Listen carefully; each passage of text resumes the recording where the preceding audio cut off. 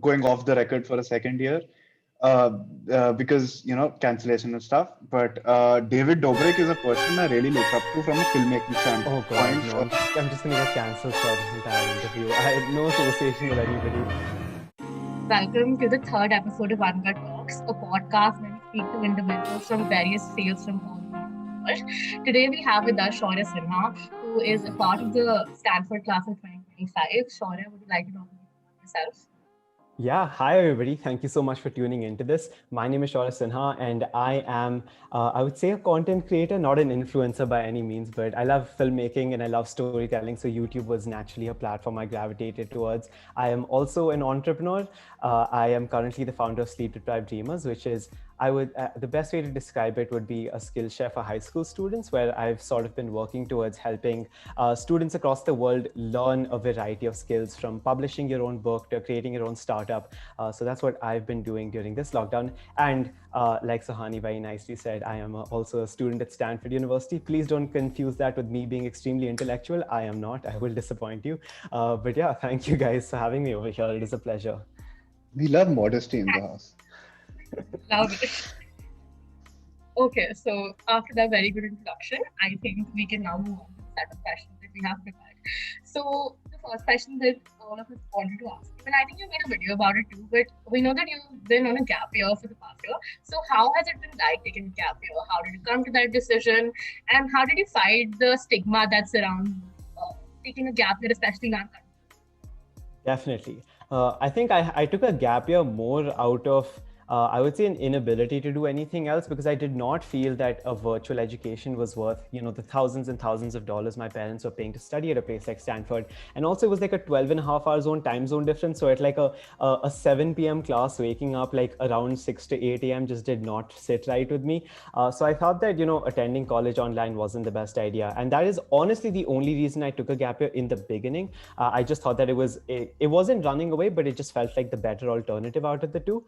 But again, I was in my school, I was the only student in my grade who took a gap year. So I was very well aware to the fact that it's not something that a lot of people do. And I had a lot of parents, in my student community ask me, what I'm going to do, if I'm just going to while away my time, am I going to holiday?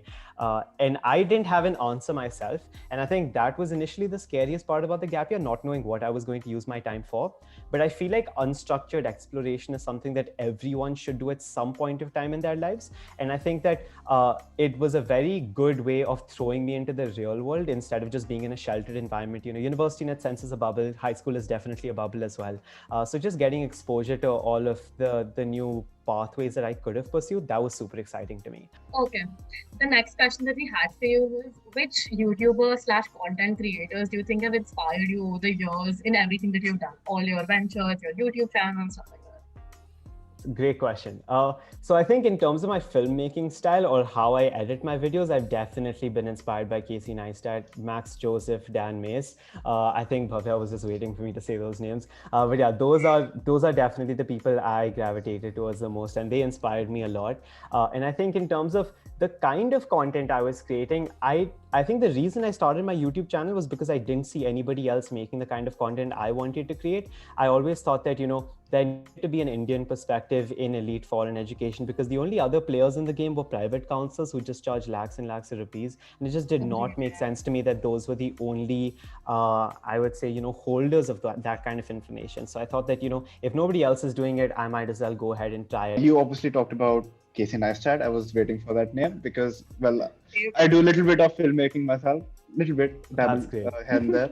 So if you could choose one person to collab with, and I know this is a very difficult question because you said 3 names and you have to choose one of them, but collaborate with on any field or any topic, anything you like, which person would you choose? I would like to say Dan Mace out of at least 3 of them. And I just think because he is one of the most creative individuals I've ever come across online.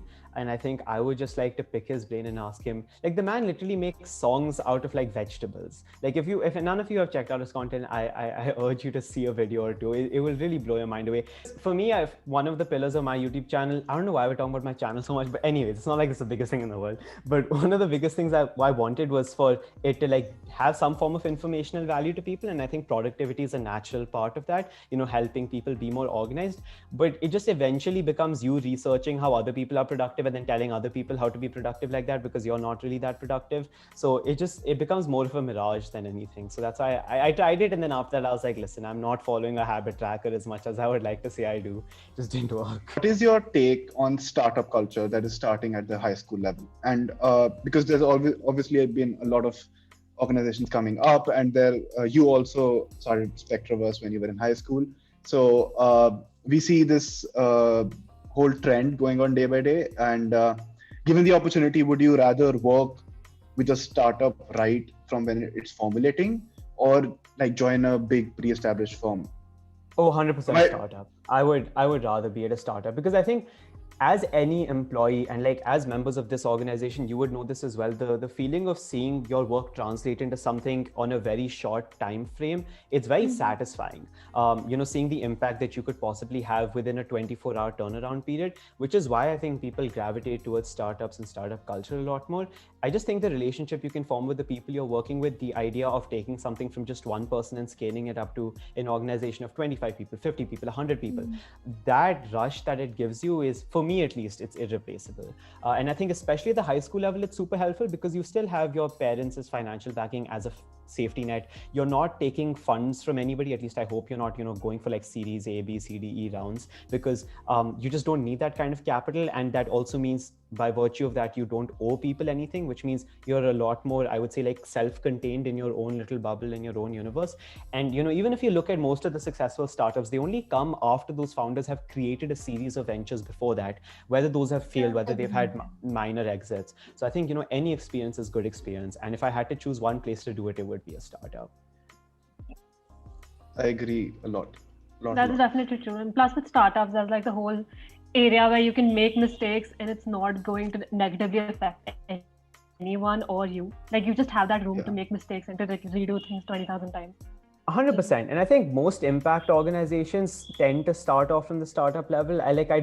You don't see too many like huge corporations having like the most, I would say, like there are organizations that have, nice intentions at heart, but if you have a cause that you're really passionate about and someone hasn't worked on it yet, for example, in my case, I didn't see anybody else creating a recruitment platform for people with disabilities. So it was just a lot more satisfying or like a lot more compelling for me to go, okay, you know what, I'm going to take a shot at this myself and see how it turns out. We were talking about your YouTube journey and we spoke about sleep-deprived dreamers, and obviously you were doing Spectraverse when you were in high school, so maybe you would like to talk a little bit about that, because honestly, like personally, that was one initiative that I genuinely really enjoyed researching and I think it was a fantastic thing that you did. And also adding on to that, how did you manage doing Spectraverse in high school? Like managing it with the studying and everything. Yeah, I still don't know how I managed it, to be quite honest with you, because now that I'm on a gap and I'm working on sleep deprived dreamers, I'm working around the clock and I still find like too few hours in the day. Like I don't know how I did it then, but I think what I would say is, especially in high school, if you're in ISC, it's a very jogadu board in the sense that you just need to study before your exams. Your homework, like you can submit, you should submit, but if you've got a good rep with your teachers, they're not going to necessarily reprimand you. So I think relationship building was something that I focused on in high school, where my teachers knew that I was a dependable student. They knew that I would eventually do my work, and they knew that I would perform when the time comes. So I was let off the hook for a few small things that cropped up along the way, which means that I could 100% focus on Spectraverse.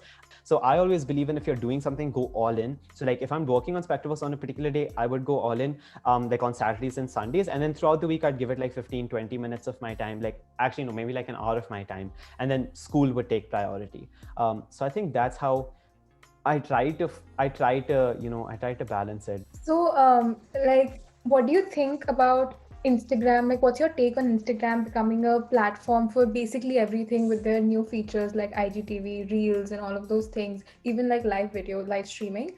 So, how do you think that impacts the authenticity of like conventional platforms, like, for example, YouTube? What's your take on that? Yeah, I think it's a lot easier to fake it on Instagram. So in terms of authenticity, being inauthentic on Instagram is is far simpler. That being said, the kind of reach I have seen Sleep Deprived Dreamers is an Instagram account that's like 3 months old, get with reels, it is undeniable. Like, sure, 99% of people bust down on Instagram, but even if 1% of the content in those reels are like, they're good, they're informative, they're helping people, then I think it's justified, and I think it's worth it. Do you think that trends like reels sort of divide people between the urge to blow up and the urge to make proper good content that's actually helping people? Do you feel like that's sort of a barrier that's been created because of these Instagram trends? I think somewhere people feel like the ease of making content and the quality of that content are correlated, when I don't think they are. Just because it takes me 5 minutes to make a reel does not necessarily mean that the quality of the reel might just be bad. And I think it has knock-on effects. Like, the ability of someone to be influenced by my reel is inevitably far lower than the possibility of them to be influenced by a YouTube video, because a YouTube video is A, more intimate, B, there's like a comment section. So people, I mean, even though Instagram has one, YouTube is just a tighter-knit community. So I think that each of these platforms have their own pros and cons. I think in terms of reach, Instagram just wins, but everybody says if you want to have a permanent online presence, you need to be shifting over to YouTube. So I think you can be informative and you can be helpful everywhere, but if you want to survive as a content creator and you want to be in it for the long run, which inevitably means you want to impact as many people as possible, I still think YouTube is the place to do it. For my part, I'd like to expose the reality of being a Stanford student, because I think, it can be a very glamorized, thing from the outside. Like, what is studying at such a good institution? Like, do you even think of your mental health? Are you always grinded? Do you sometimes think that you don't belong at an institution like that? So I would like to keep my content raw in that sense. But yeah, who's to say? If I have time to do it, I will gladly do it. I think, I'll ask the question that is on everybody's minds, okay? Are we going to, and this is a very huge, most important, everyone is focusing on the wrong things here. Are we going to get a Shaurya Sinha dance reel anytime soon? Oh God, oh dear Lord. I don't like how excited Sana got by that question. I'm trying to say something, but you're inaudible, listen. A Shaurya Sinha dance reel is, I don't see it happening. Give me enough, how do I say this without saying something illegal? Give me enough of like apple juice, and maybe you'll see a dance reel. But apart from that, I think you can know. take it up like a 30-day challenge to do the learn dance and then do like 30-day Instagram reel challenge. Yeah, sure. Go for it. Fair enough. I think I could. Can I? And then blow up, and it'll have content on YouTube. So. That's a really good idea. You know what? I might end up starting this. All of my friends will unfollow me. Everybody I know will turn their backs on me, but I'm down 100%. Since we're talking about Instagram and YouTube and social media in general, and we also talked about like David Dobrik, cancel culture, all of those things, what is your take on it? And all this controversy around YouTube stars like, say, James Charles or David Dobrik, or I think also like a lot of other beauty gurus, as I am into that community a lot. But yeah, so like, what's your take on that? On cancel culture? Yeah. Two very important things. One, the consequence of the action. I think that's very important to take into account. But B, and more important than that, I think everybody has the capacity to grow. What I am as a 19-year-old, sorry. God, 19. What I as a 19-year-old am today is probably very different from what I'm going to be like at the age of like 26 or what I was at the age of 15. So I think it is possible for me to make comments today that are very naive in nature, but I think, life would mature me up and definitely, shift it. That being said, I think the whole problem about cancel culture is that we put them in a position where you had to cancel them to stop them from being relevant. That is really screwed up. Like the fact that we as a society glorify actors, glorify people I wouldn't say I get glorified, I'm like a micro whole square influencer, but still, I think that, why should I have been brought to a pedestal that led to the fact that I had to have done something so problematic, which was all that dragged me off of that pedestal? That's what I just can't wrap my head around. I think that nobody was designed to get this much attention as a society. You are bound to be an inspiration, I'd say, for students for high school students at least, who want to get into that area of, going to like colleges like Ivy Leagues or Stanford or all these very prestigious colleges, as well as doing startups. So how does it feel to be in that position, to be inspiring, so many people like on a daily basis, and at such a young age. So yeah. It hasn't sunk in, to be honest. As you can tell by the way I carry myself, I don't think I'm a hot shot. I honestly think I'm quite an average guy, probably sub-average if I'm being honest with you. But I think the people I'm around do a very excellent job of dragging me down, probably a better job than they should. So I don't have any chance to like fly high in the sky and be like, oh my God, I'm an inspiration, la-di-da, someone get me an Oscar. Like, I honestly don't think so. For me, I created content because A, I thought it was helpful, B, I thought nobody else was doing it, and C, I just really liked filmmaking and storytelling. The attention is nice, I'm not gonna lie. Like, I'm very sensitive to hate, just because I'm just that kind of a person. Like, I just, like, if somebody on the street like disagreed with me, I'd have a 15-minute conversation about why and like make sure that nobody's feeling so hurt. Like, I'm that kind of a guy.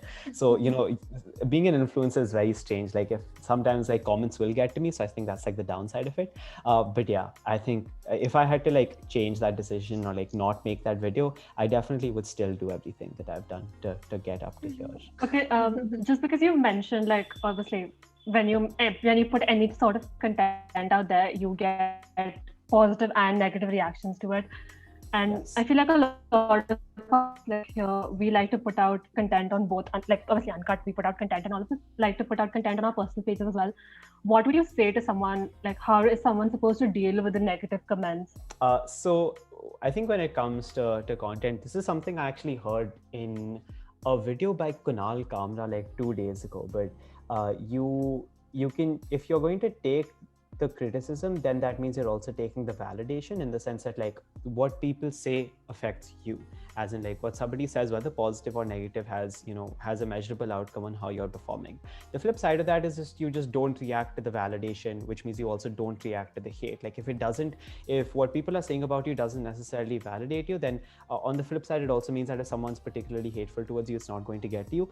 I try to do that. I'm not very successful at it, if I'm being honest with you, because I try to find constructive criticism within everything anybody is saying. So like there are very few cases in which somebody will attack me just for something really stupid, like, oh my God, I hate the way he talks. Like, I don't get that too much, because most people who don't vibe with my channel just leave. They have no reasons to stay. But people who give constructive criticism or just attack me for certain things, like a lot of people are like, oh my God, he's so privileged, that's the only reason he's managed to do all of this. And like, I can't negate my privilege, so I'd much rather accept it and say that what I've done with the status I was in is more than what a lot of people would do with the same circumstances. So at least I'm trying to make the most of it. Okay, yeah, I hate social media, by the way. I don't think I should have started this video off with this. I can't stand Instagram, but I use it so much. It is crazy because as a business, the benefits it can give me is like crazy. Like, I hire my entire team. I hire everyone just through Instagram. Instagram has been better than LinkedIn for me for hiring, because just like raw talent is just like they're in my social circle, they follow me,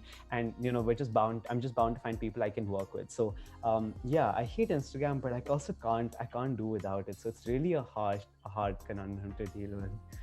Right. So if you had to make a soundtrack for your life, what 3 songs would you put in it? Oh, that's a good one. So one, I've said this before, Push On by Surreal and the Sound Providers. Then another one would be City of Stars by Ryan Gosling. Only Ryan Gosling, not the version with Ryan Gosling and Emma Stone.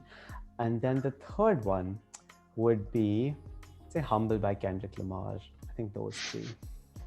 Because why not? It's so sad Kapri is not here. Yeah, exactly.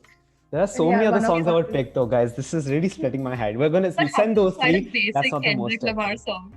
Yeah, exactly. Yeah. I was going to say, I would swap that out with Money Trees first of all, but even that's a basic song. I wouldn't even pick Kendrick Lamar. I'd pick Dominic Fike. I think Dominic Fike, King of Everything is definitely one. Heavy is the Head by what's the dude's name? Shit. Anyways, next question. Sorry, guys. You'll have me here for like 10 minutes picking songs. Okay, so if you had to settle in one city, anywhere in the world, which one would it be? I don't know if Tuscany is a city, but Italy, just Italy in general. Put me anywhere in Italy. Not like Rome or Milan, like south of Italy, like countryside Italy. I definitely would like that. Not interested in. You would also find Arashi nearby because she likes Germany, so you guys can meet up maybe. Okay, Not go to Italy for college. I mean, I think so. Who's going to Italy for college? No, I'm not. My brother is in college in Italy, but I Bocconcini? applied. But Not my Bocconcini, brother sorry. is Boccone. in college. Yeah, for sorry. Italy. Bocconcini is a type of mozzarella. I'd like to clarify myself, not an actual college. I'm sorry. So he's studying medicine. It's very different fields. Same. Very cool. Very Anyways, okay. What is one social media trend that makes you want to question the platform itself? Cool. So, like I said about hating social media, I don't know too many trends out there. But let me think. Something about my bra being too tight. That real audio just didn't get it. I just didn't get it. I tried to get it. I just didn't get it. That is what Why are you shaking? helped Suhani get through her whole COVID phase. So Listen, she used to Suhani, dance I'm to so it. Wait, sorry. I got actual COVID, Shivanshi. What did you face? I You hope just you're got it in for the awareness. cloud. Fine, we know it. We've said that a million times, so we don't I mind saying hope it. I hope your innerwear is comfortable and not. Yeah. Anyways, next question. Okay. What is the weirdest DM from a fan or someone? Okay, so I got a DM from this girl who said she had a dream about me where we were together, and she told me about, like, she described our entire relationship that she had in a dream, and she sent it to me and said, we're basically destined to be together, so I just suggest you accept this DM, let me know what's what. And I was like, listen, props to you for the confidence, shooting a shot 100%, that's like 10 on 10. But if a guy DM'd a girl being like, yo, I had a dream about you, and immediate stalker. So I didn't know how to react. This girl's DM has not been accepted yet, and I plan on keeping it that way. The girl is out there watching this. I'm sorry, but you're crazy, girl. What the hell? Sana, you can ask the last question. Yeah. Okay, so it's the worst question, but are you a simp? Listen, she's the I don't youngest think- one here. What is happening? 100%. I'm like born simp, made to be simp, will always be simp. Like, Stand simp. that. Also, can I just say, simp is just another way to say a good boyfriend. I don't get people who I shit on agree. simp. Agreed. So true. Put I your agree. girlfriend agree. first. So And anybody who looks down on that, it's toxic masculinity. Just dip all of that Agreed. shit. Most of my guy friends are simps. Most guys just don't like to admit it out loud. The only way you know if a guy is a simp or not is if they're with their girlfriend in a room alone and you hear what they say. Like, put a wire on them, then you'll actually realize how big of a simp they are. All of my guys act like the toughest people ever. All simps, deep down. I know it. I'm comfortable being it and open. That's it. Yeah, I can't even act like I'm a tough guy. I'm just That's Never the mind. biggest. Yes. Bhavya, respect has nothing to do with toughness. Don't worry about it, bro. You got this. I'm here to support you. That was pretty much. Anything else, guys? Oh, 7:16. Yes. I'm so sorry. I've just left Yeah. my interns hanging. But thank you No. guys so much for doing this. Done. Yes. Sounds great. Great. Thank you so much for Perfect, being guys. here. thank you for doing Thank this. you so much. Thank you so much for Yeah, having fun. me. Coming in. I'm honored that I was relevant enough in your books to bring here. No, but seriously, thank you.